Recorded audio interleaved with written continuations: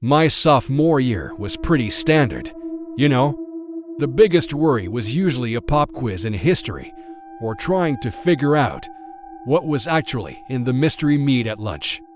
We had our drills, of course. Fire drills, earthquake drills, and lockdown drills. The first time we had a lockdown drill that year, it was almost a welcome break. The lights went off. We all huddled in the corner of the classroom, and people were whispering jokes, trying to make each other laugh. It felt like a game, a brief escape from the usual routine. Our teacher, Mr. Henderson, just rolled his eyes and told us to keep it down, but even he had a little smile on his face. It was over in 5 minutes, the all clear was given, and we went back to conjugating verbs like nothing had happened. The second lockdown was different. It happened a few months later, on a Tuesday afternoon. I was in chemistry class, trying not to fall asleep as we went over the periodic table for what felt like the 1000th time. Suddenly, the intercom crackled to life. But it wasn't the usual calm, measured voice of our principal, Mr. Albright. This voice was rushed, strained. Students and staff initiate lockdown procedures. This is not a drill. I repeat, this is not a drill. The click of the intercom shutting off was deafening. This time, nobody was laughing. Mr. Henderson shot up from his desk, his face pale. He moved faster than I'd ever seen him, slamming the heavy classroom door shut and locking it with a loud thud. He fumbled with the blinds, pulling them down so forcefully they clattered against the window frames. Everyone, to the back corner, now, and be absolutely silent. His voice was low and urgent, and a wave of genuine fear washed over the room. We scrambled, tripping over backpacks and chairs to huddle against the cold cinder block wall. The emergency lights cast a weird, dim glow, making everyone's faces look like ghostly masks. The silence was the worst part. Before, during the drill, it was a fake silence, filled with suppressed giggles and shuffling. This was a heavy, suffocating silence. All you could hear was the frantic beat of your own heart and the shallow, nervous breathing of the person next to you.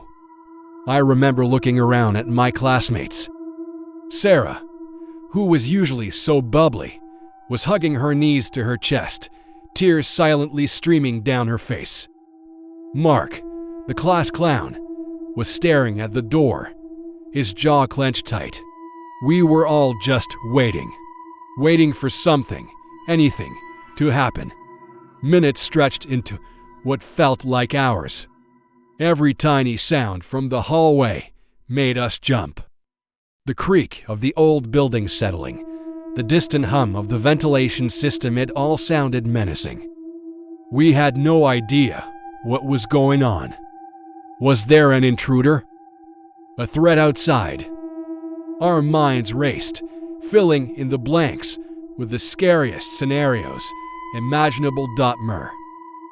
Henderson stood guard by the door, his body rigid, listening intently. The lack of information was a special kind of torture.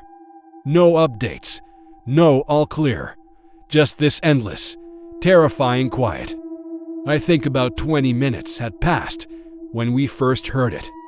A soft shuffling sound from the hallway. It wasn't the sound of running or even fast walking. It was a slow, deliberate drag. Shuffle, pause, shuffle, pause. It was getting closer to our door. Everyone in the room held their breath. I could feel the person next to me trembling. The shuffling stopped right outside our classroom. The silence that followed was even more profound than before. It was a listening silence. We were listening, and we felt like something out there was listening right back. Then, A voice spoke. It was a strange voice, flat and mechanical, like an early text-to-speech program. "This is campus security. The threat has been neutralized. Please open the door." My blood ran cold. Campus security had a specific protocol. They had keys. They would never ask us to open the door. Henderson didn't move a muscle. He just shook his head slightly, a silent command for us to remain still and quiet. The mechanical voice spoke again, a little louder this time. "It is safe to come out. Please open the door." No one moved. The air was so thick with tension, you could practically taste it. We stayed huddled, a silent, terrified mass in the corner of the room. We could hear the shuffling sound again, moving away from our door and down the hall. A wave of collective, silent relief passed through us, but it was short-lived. A few moments later, the intercom crackled on again, but it wasn't coming from the speaker in our classroom ceiling. It was coming from right outside our door.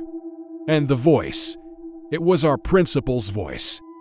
The exact same cadence, the same tone he always used for announcements. "Students and staff, initiate lockdown procedures. This is not a drill." I repeat, this is not a drill. It was the same announcement we'd heard at the beginning, but hearing it mimicked perfectly, just a few feet away on the other side of a locked door, was the most terrifying thing I have ever experienced. It was a perfect imitation. It was as if someone had recorded Mr. Albright and was now playing it through a speaker in the hallway. Why? What was the point? A girl near me let out a choked sob, and her friend quickly covered her mouth. The recording played again. "Students and staff, initiate lockdown procedures." It felt like a taunt. Like whatever was out there knew we were inside, and it was playing with us. It was enjoying our fear. The principal's voice recording played on a loop, over and over, for what felt like an eternity. Each repetition chipped away at our nerves. It was psychological warfare. We were trapped, listening to this ghost of an announcement, our imaginations running wild with what could be making that sound. Was it a person? Something else? The uncertainty was maddening. We just stayed there, frozen, listening to the disembodied voice echo in the empty hall. Then, as suddenly as it began, it stopped. The hallway fell silent once more. But this silence wasn't empty. It was filled with the ghost of that voice, the memory of that perfect, chilling imitation. We waited. Another 10, maybe 15 minutes passed. Then, the intercom in our classroom, the real one, came on.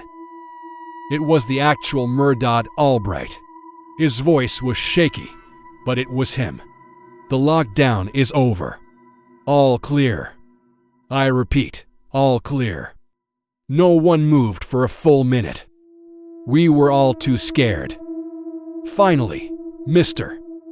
Henderson, after peering through the small window on the door, slowly unlocked it and pulled it open. The hallway was empty. It was brightly lit and completely, utterly normal. There was no sign of anyone, no sign of what had made those sounds. It was as if nothing had happened.